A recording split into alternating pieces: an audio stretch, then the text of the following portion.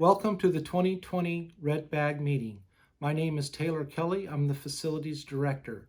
Today we'll be discussing the contents of your resident roster on page 5, the safety features of our buildings.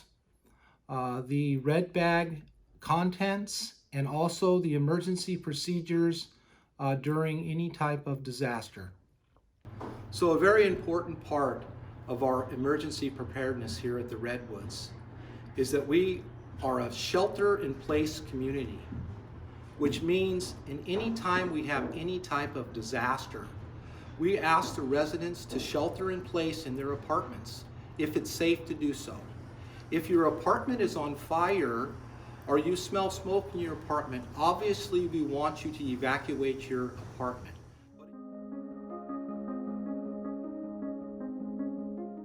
So let's talk about some of the life safety features that we have in all our buildings here at the Redwoods.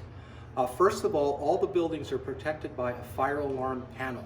In the event one of the fire alarm devices happens to trigger the fire alarm system, the fire alarm will go out and sound throughout the community. At that time, trained staff will respond to the fire alarm and give you instructions on what to do. Here are some of the features that we have here in our building. First of all the buildings have a fire suppression system. What happens is these fire heads get to be 155 degrees and they burst. What comes out of these heads is only water.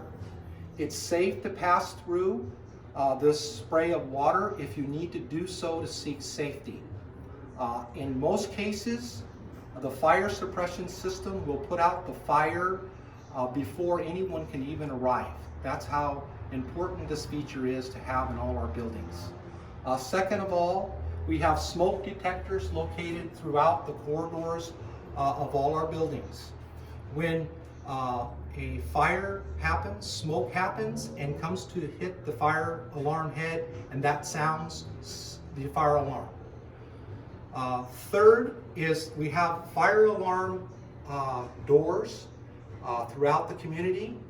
They are activated when the fire alarm goes off, and what happens simply is the magnetic feature on the door disengages and the fire alarm door will close. What this does for our safety of the community is it divides our buildings into fire compartments. It may be safe for you to be in this fire compartment where we're standing, but it may not be safe for you to stand in the other compartment. It divides up the buildings into fire compartments. A special note, important, these doors you can pass through these doors. You are not locked into the fire compartment. If it was safe to do so, you may open the door and pass through the fire compartment to seek safety. Now we're going to walk over and I'm going to show you how the fire alarm pull station works. This is the fire alarm pull station. It is located at all the exit doors. And how this works is if you smell smoke or see flames, you pull the handle down and that alerts the fire alarm panel to call the fire department. Now we'll be moving on to the emergency procedures.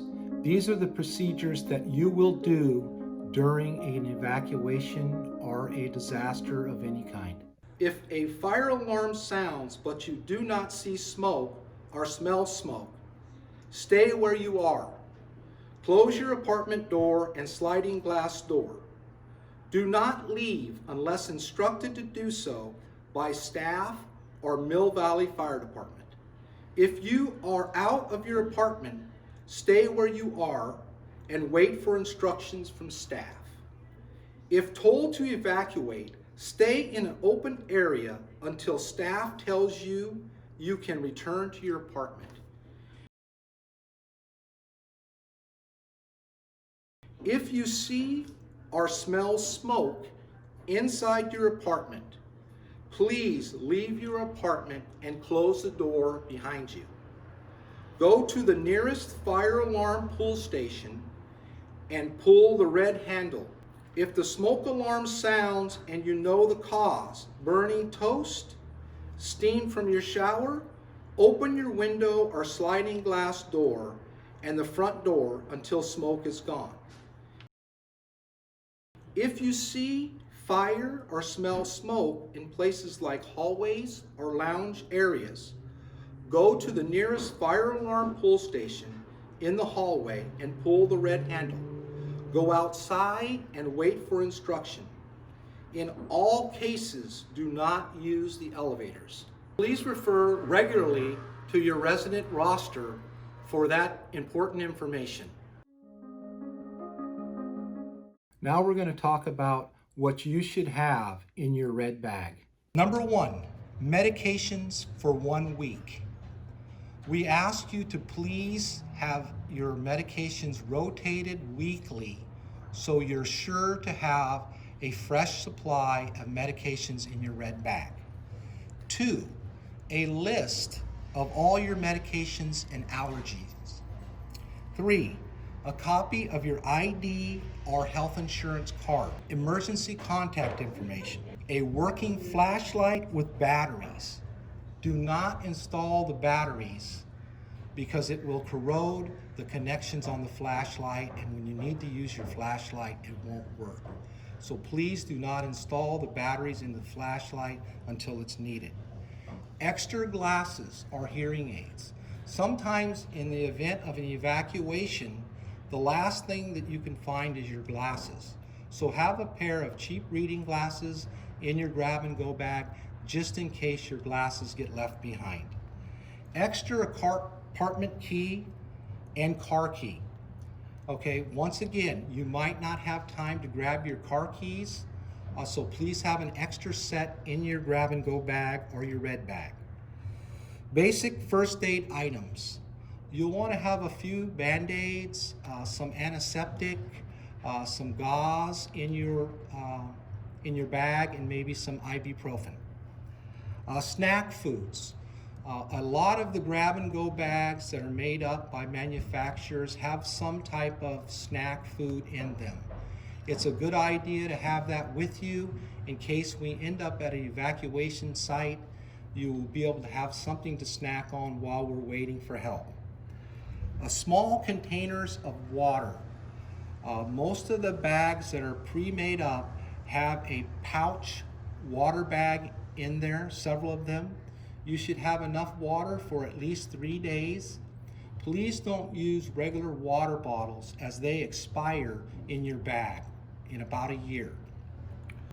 So have a whistle in your red bag so you can blow the whistle. It's an international sign of someone needs help. Plastic bag or rain poncho. Very important.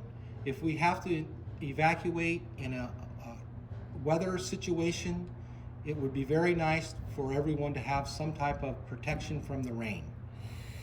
Other personal items. So other personal items, toothpaste, maybe makeup, hand lotion, lipstick, things like that that you're used to having are very comforting in an evacuation situation. Light sticks. We have light sticks in most of the pre-made grab-and-go bags. You snap the light stick and you get up to 9 hours of light for the light stick. Works very well while you're trying to find your flashlight in the dark. I try to recommend to everyone that they keep their light sticks close to their bed, so in the event that we have a power outage, you just need to snap that. You'll have light enough in your apartment to get to your flashlights and get around in your apartment safely without tripping on something. Cash. We like to have some cash in your red bag. $1 bills and $5 bills are good. In the event that we have some type of disaster that power is out, we will need to use small bills to get snacks out of snack machines.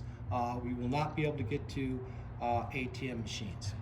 After viewing this video, we're confident that you will be able to answer the following questions. Number 1, In an emergency, I know where all the exit doors and where all the fire pull stations are located. So the fire alarm pull stations are located at all the exit doors. Number 2, I know what shelter in place means. We shelter in place until help arrives.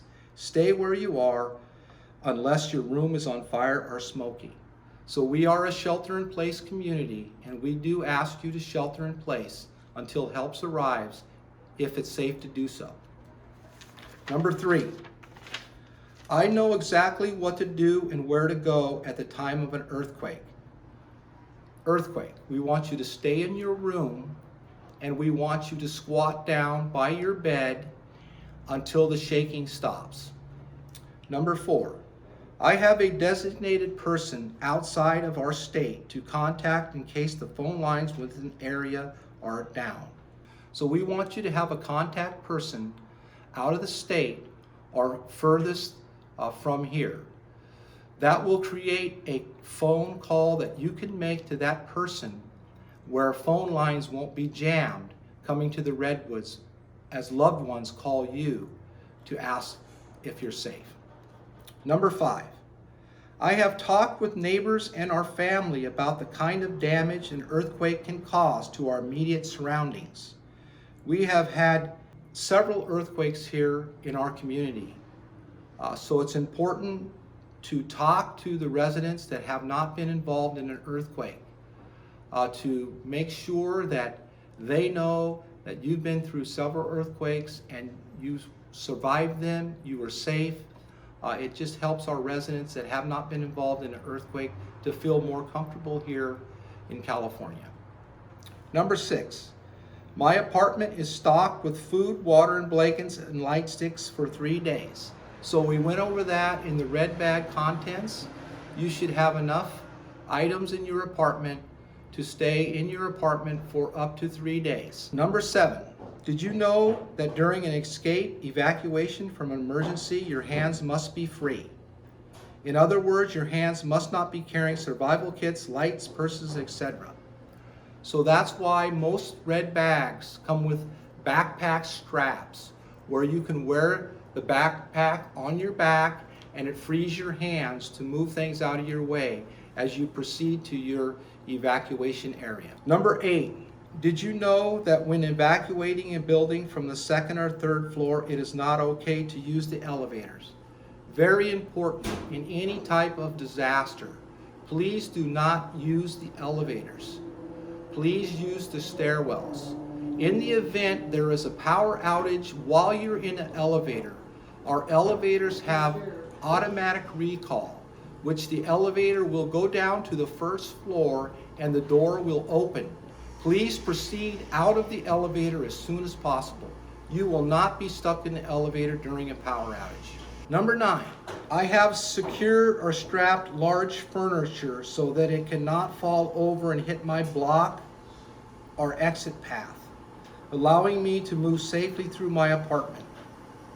This is very important. If you have large furniture that's over 4 feet tall, please contact the facilities office and we will come safety strap your furniture. It is very important both for your safety and for first responders to be able to get to your apartment without debris on the floor. Number 10, I have secured any loose objects in your room where I sleep. So what we would like you to do is if you have pictures in your apartment that are not fastened properly to the wall, we would like you to call maintenance and have them safety strapped to your wall so in the event of an earthquake or any type of disaster, they will not fall from the wall. Number 11, do you know how earthquakes are linked to causing and starting fires? So earthquakes are linked to the following: broken gas pipes. Here at the Redwoods, we do not have any gas in your apartments. However, we do have gas-fired water heaters and gas-fired heaters that are located in the corridors. Electrical power surge to plugged-in appliances being powered back abruptly. So in the event that the power goes out, we would like you to shut off all your devices, your television, your microwaves, So in the event when the power comes back on, it doesn't create a power surge, thus creating a fire. Use of candles here at the Redwoods are not permitted. So please do not use a candle in your apartment for any reason. They are big fire hazards. Which of the following emergencies could happen in Mill Valley? Number one, earthquake. During an earthquake, we're going to shelter in place. Stay in your apartment if it's safe to do so. Fire, both building fires and wildland fires. Shelter in place. Stay in your apartment if it's safe to do so. Staff or Mill Valley Fire Department will respond to your apartment to give you information. Very important to shelter in place. Flood. We would like you to shelter in place during a flood. That can happen here in Mill Valley. We are a low tidal lands area, so we can't have flooding here. Power outage. More frequently in our area, we are having power outages. They are related to PG&E shutdowns, evacuations, emergencies, disasters. We would like you to shelter in place during a power outage until staff or Mill Valley Fire Department can arrive at your apartment. We do not want you walking around in the dark. Please remember to use your light sticks that should be located by your bed on your nightstand, and use them when the power goes out. Gas leak. Gas leaks happen throughout our community, and we shelter in place during a gas leak. Once again, we do not want you moving from a safe area in your apartment to an area that could be non-safe. So please shelter in place in your apartment until staff arrives. At this point, I would like to take a few minutes and answer some of your questions. Thank you very much for submitting the questions to us. It's very important that we answer your questions. Question number one, when the fire alarm goes off, what should I do? How do I know if it's a real emergency or not? So when the fire alarm goes off, it is a real emergency. And remember, we are a shelter-in-place community. So the first thing you need to do is shelter in place in your apartment.